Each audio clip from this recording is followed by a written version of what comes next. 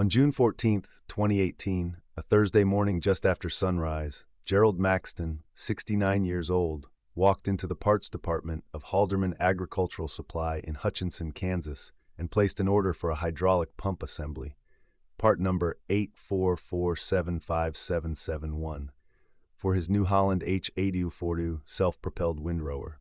The woman behind the counter typed the number into her system, nodded, and said 3 business days. Gerald thanked her, walked back to his truck, and drove the 42 miles home. He had 6 custom hay contracts starting the following week, 1,500 acres across 4 counties. The pump was leaking badly enough that he couldn't risk another day in the field. 3 days meant he'd lose Monday and Tuesday, but he could absorb that. Wednesday morning he'd be cutting again. The contracts would hold. What Gerald didn't know that Thursday morning was that 3 days would become 2 weeks. 2 weeks would become a cancellation, and that cancellation would become something neither he nor New Holland Corporate could have predicted. Something that would change parts policy across 3 states and reveal a truth about rural networks that most corporations spend decades trying to understand and never do. If you've spent time around farming equipment, around the decisions that determine whether a season succeeds or collapses, then you understand that stories like Gerald's matter. Not because they're dramatic, but because they're real. Because they show what happens when the systems we depend on stop working the way they're supposed to.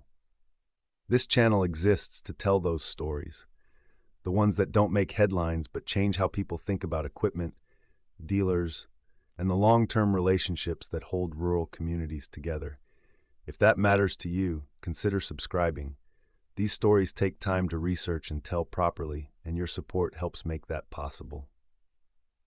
Now back to Gerald and that hydraulic pump. Gerald had bought the H8040 in 2012, used from an estate sale in Reno County. The previous owner had maintained it carefully, full service records, always stored inside, original manuals in the cab. It had 1,847 hours when Gerald brought it home. He paid $68,000, which was fair market value at the time.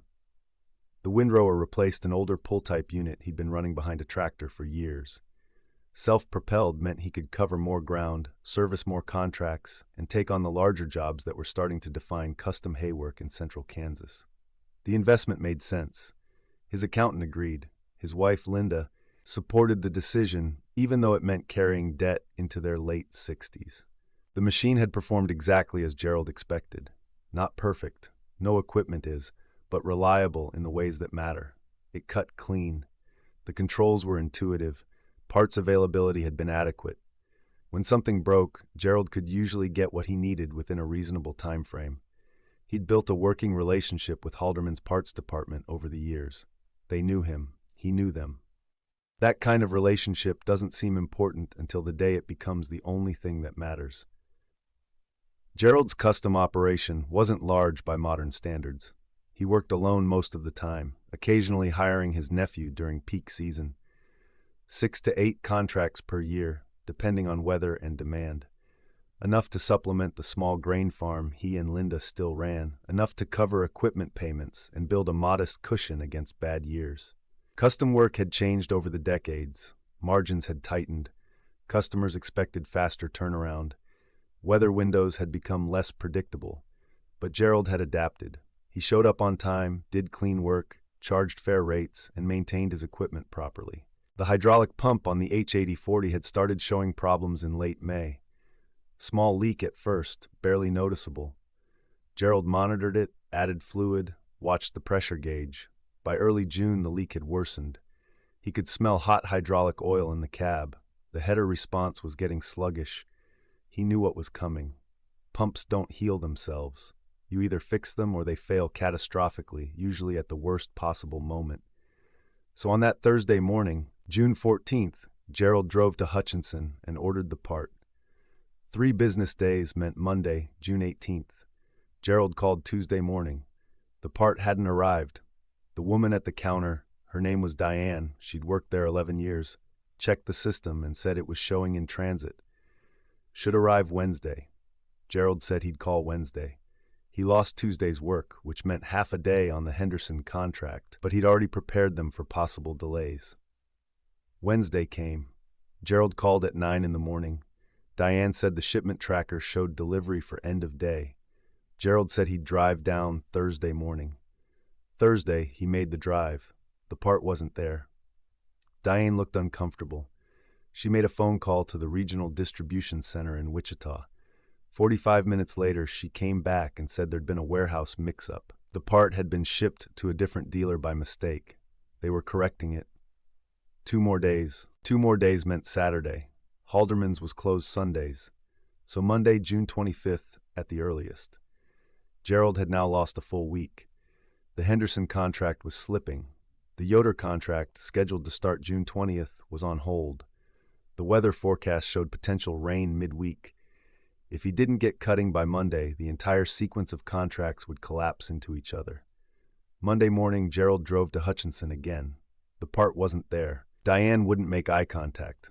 She said the regional center was showing the part as back-ordered. Gerald said that wasn't possible. They'd told him 3 days, then 2 more days, and now suddenly it was back-ordered. Diane made another call. This time, she was on hold for 23 minutes while Gerald stood at the counter.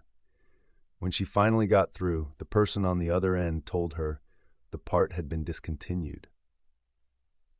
There was no direct replacement. Engineering was reviewing alternative solutions. Gerald asked to speak to a manager. The dealership's service manager came out, a younger man, maybe 40, who'd been in the position less than 2 years. Gerald explained the situation calmly. Explained the contracts, the timeline, the fact that he'd been given clear delivery promises that had now evaporated into a discontinued part with no solution. The service manager said he understood the frustration, but parts availability was controlled by corporate. The dealership couldn't manufacture components. He suggested Gerald contact New Holland's customer service line directly. That night, Gerald sat at his kitchen table with Linda and tried to calculate the damage. The Henderson contract was already compromised. The Yoders had called that afternoon and said they'd found another operator. They couldn't wait any longer. That was $4,200 gone. The remaining 4 contracts were all scheduled for late June and early July. If he couldn't get the windrower running within the next week, he'd likely lose at least 2 more. The machine payment was due July 10th. Without the custom work income, they'd be pulling from savings meant for other purposes. Linda asked if he could find the part somewhere else. Gerald had already thought about that. He'd called 2 salvage yards and checked online. The part existed. It wasn't truly discontinued in the sense of being obsolete. But New Holland had apparently changed suppliers or restructured their parts inventory, and the old part number was now listed as unavailable through official channels. Some online retailers claimed to have it, but the lead times were 3 to 4 weeks, and the prices were marked up significantly. One salvage yard in Nebraska said they might have a used unit, but they weren't certain of its condition. Gerald wasn't gambling $800 on a maybe. He called New Holland's customer service line the next morning. He was transferred 4 times. The first person couldn't access parts information. The second person confirmed the part was discontinued, but couldn't explain why or offer an alternative. The third person suggested he work with his local dealer. The fourth person, a supervisor, listened to Gerald's explanation and said she would escalate the issue to the parts division. She took his information and said someone would contact him within 48 hours. Nobody called. Gerald called back on Thursday. He was told his case was still under review. He asked for a timeline. The representative said she couldn't provide one. Gerald asked if there was anyone else he could speak to. She said the parts division would reach out when they had information. On Friday afternoon, June 29th, Gerald received an email. It was automated, generated from New Holland's customer service system. It stated that after review, part number 8475771 had been officially discontinued and removed from active inventory. No direct replacement was available. The email suggested consulting with an authorized dealer about aftermarket alternatives or machine upgrade options. There was no phone number to call, no acknowledgement that Gerald had been promised delivery multiple times, or that his business was collapsing. Gerald printed the email and drove to Hutchinson one more time. He showed it to the service manager. He asked, very calmly, what he was supposed to do with a 6-year-old machine that New Holland had now decided they wouldn't support. The service manager said he sympathized, but the dealership's hands were tied. They couldn't source parts that corporate wouldn't provide. He suggested looking into independent hydraulic shops that might be able to rebuild the existing pump or fabricate an adapter. It would void any remaining warranty, but at this point, what choice did Gerald have? That night, Gerald sat in his shop and stared at the HAD-40. He'd made every payment on time. He'd maintained it properly. He'd been a loyal New Holland customer for decades. His previous tractor had been a New Holland, bought new in 1994. He'd recommended the brand to other farmers. He'd never missed a payment, never filed a complaint, never been anything other than the kind of customer that companies claim they value. And now, in the middle of his season, with contracts failing and income disappearing, the company had simply walked away. Gerald mentioned the situation to his nephew the next day. His nephew mentioned it to a friend who farmed near Nickerson. That farmer mentioned it at the co-op on Monday morning. By Monday afternoon, the story had reached a retired implement dealer named Vernon Kopp, who still kept close ties to the farming community even though he'd sold his business 5 years earlier. Vernon had seen situations like this before. Corporate consolidation, efficiency mandates, inventory reductions. Small customers eliminated from the equation because serving them wasn't profitable enough. Vernon made a phone call to a farmer near Buhler. That farmer called 2 others. By Tuesday evening, the word had spread through a network that existed entirely outside social media, outside any formal organization. Just farmers who knew other farmers, who understood that what happened to Gerald could happen to any of them. On Wednesday morning, July 4th, Independence Day, farmers started showing up at the New Holland Regional Parts Distribution Center in Wichita, not Halderman's dealership in Hutchinson. The actual distribution center where parts were warehoused and shipped across Kansas, Oklahoma, and parts of Nebraska. The building sat on the east side of Wichita, industrial area, not much traffic normally. But that Wednesday morning, tractors started arriving. They didn't come as a convoy. There was no coordination, no Facebook event, no phone tree organizing arrival times. They just came. Some drove New Holland tractors. Some drove competitors' equipment. Some came in pickup trucks, parking them in a line along the fence. By 8 in the morning, there were 23 vehicles. By 10, 47. By noon, 89. No signs, no chanting, no one blocking the entrance or preventing employees from coming and going. The tractors were simply parked in rows along the public road adjacent to the facility. Engines off, farmers standing beside them or sitting in their cabs. A few had brought folding chairs. Some stood in small groups, talking quietly. Most just waited. The distribution center manager came out around 10:30. He walked along the line of tractors, asking what people wanted. Several farmers told him they were there because of Gerald Maxton's hydraulic pump. The manager said he didn't know anything about that specific case, but he'd be happy to look into it.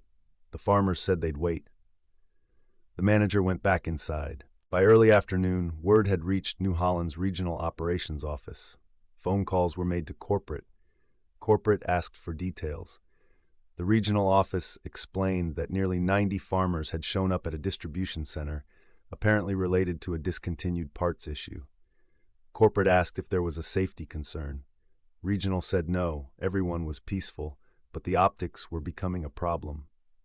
Local news had started asking questions. Gerald learned about the tractors around 2 in the afternoon.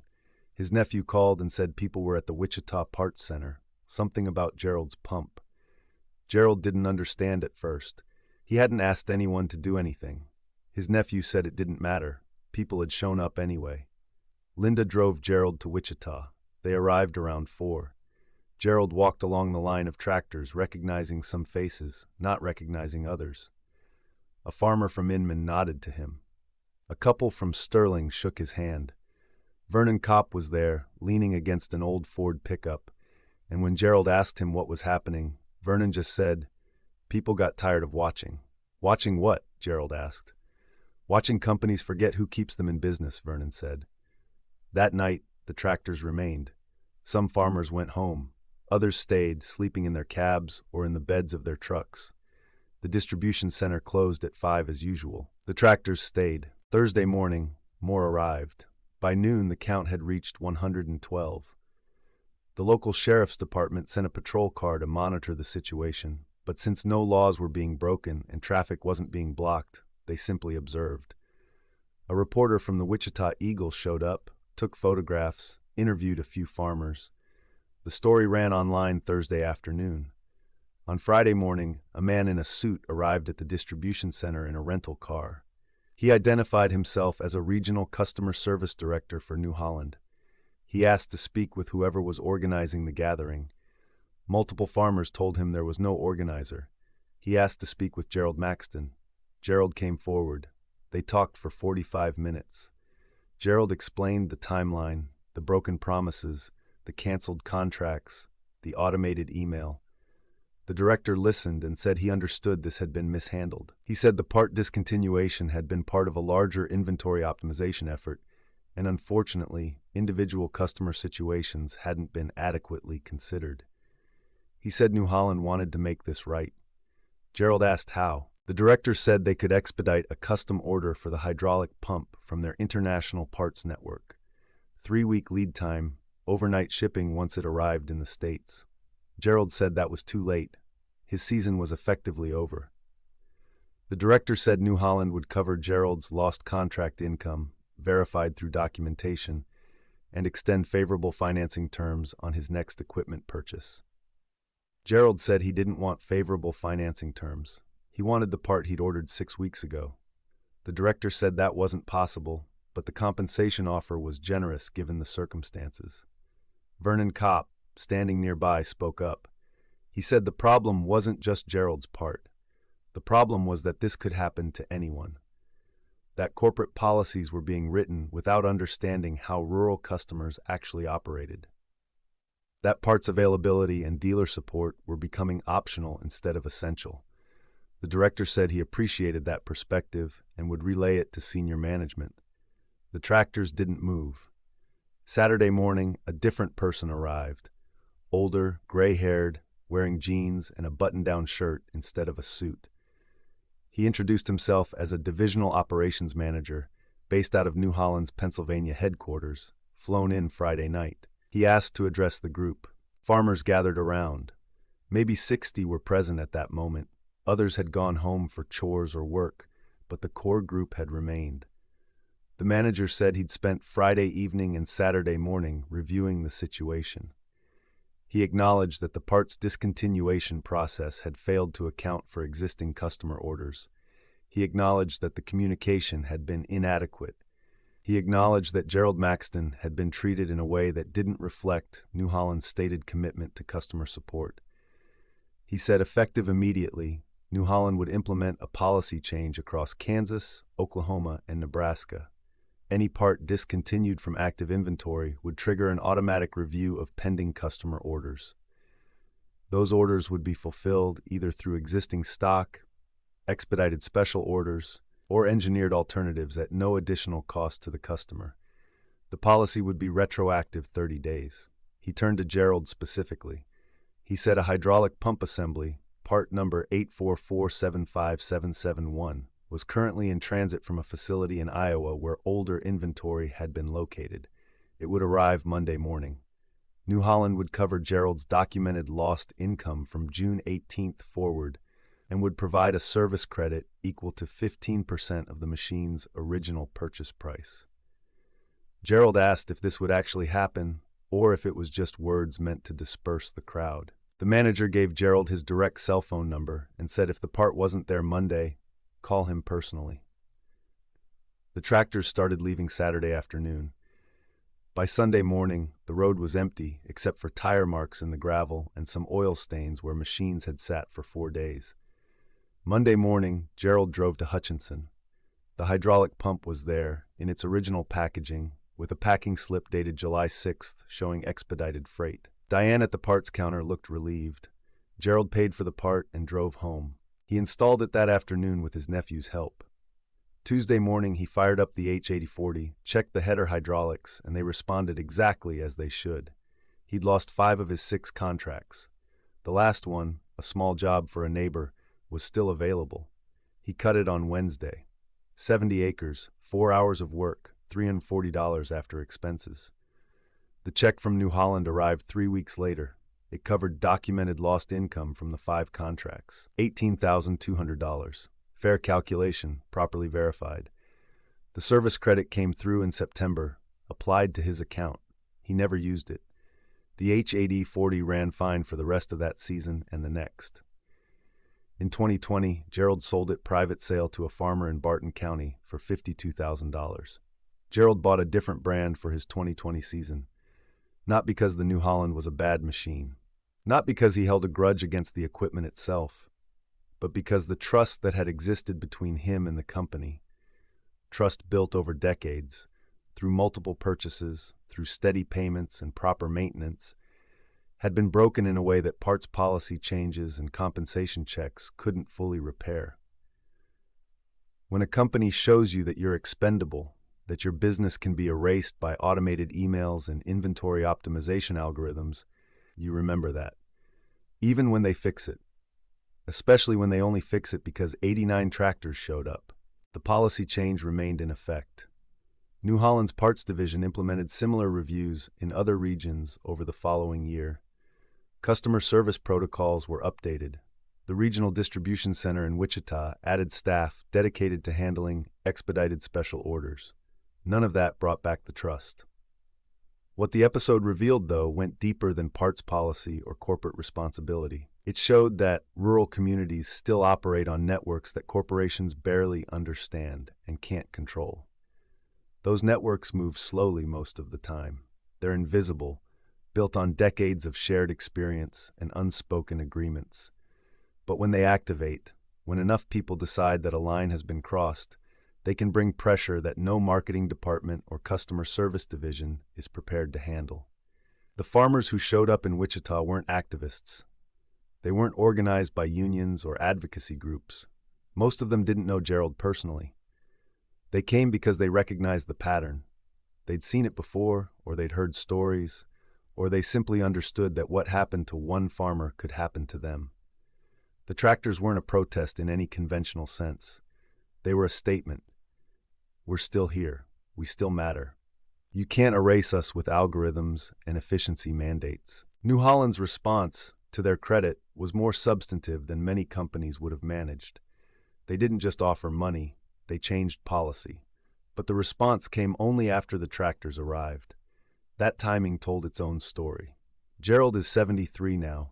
He still does some custom work, smaller jobs, equipment he can manage alone. Linda still farms with him. They talk sometimes about that June in 2018, about the pump that should have taken 3 days and took 3 weeks, about the tractors that appeared without him asking, about what it meant that people showed up. The H8040 is still running, somewhere in Barton County. The farmer who bought it says it's been reliable, cuts clean, does what it's supposed to do. The regional parts center in Wichita still operates. The road where the tractors parked looks the same as it always did. There's no marker, no commemoration, just asphalt and fence line and the industrial buildings that handle the logistics of keeping farms running. But people remember. In the co-ops and equipment lots around central Kansas, the story gets told. Details change depending on who's telling it. Some versions have 200 tractors, some claim New Holland fired employees over it. None of that's accurate. But the core truth remains. A farmer needed a part, the company failed him, and the community responded in the only language corporations understand. Not with anger, not with lawsuits or social media campaigns, just with presence. With 89 pieces of farm equipment parked on a public road, engines silent, farmers waiting, that's the story. Not about heroism or victory, about the gap between corporate systems and the people those systems are supposed to serve, about what happens when that gap gets too wide, about the fact that some things, trust, loyalty, community obligation, still matter more than efficiency metrics. The New Holland H8040 sits in that story as what it always was, a tool, a machine designed to cut hay efficiently. It did that job well. The failure wasn't mechanical, it was human. corporate decision-making that lost sight of individual customers, systems built for scale that couldn't accommodate exception cases, the assumption that one farmer, one broken promise wouldn't matter enough to cause problems. That assumption was wrong, and on a Wednesday morning in July, when 89 tractors showed up at a parts distribution center in Wichita, Kansas, that assumption broke in a way that policy changes and compensation checks couldn't quite fix. Because what those farmers demonstrated, without saying much at all, was that the networks holding rural America together are stronger than the corporations that claim to serve it. Gerald still has that parts counter receipt, June 14, 2018. Part number 844757771, 3 business days. He keeps it in a drawer in his shop, not as a trophy, but as a simple record of what happened, of what was promised and what was delivered and what it took to close that gap. 3 business days became 4 weeks, became 89 tractors, became a policy change. That's not triumph. That's just what it costs to get one hydraulic pump.